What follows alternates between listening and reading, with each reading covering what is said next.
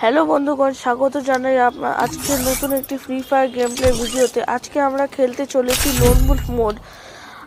আমরা ক্যারেক্টারের স্টাইল কেমন লাগছে কমেন্টে জানাবেন। তো চলো আর দেরি না করে ম্যাচটা স্টার্ট করা যাক। স্টার্ট হয়ে গেছে। প্রথমে আমি ইউএমপি নিলাম। তারপর আমি কয়েক সেকেন্ড বাকি ছিল, তারপর এনিমি কন্টেনারের পিছনে লুকোলাম। রাউন্ডের রাউন্ডটার আরো ওদিকে থেকে ফায়ার আসছে।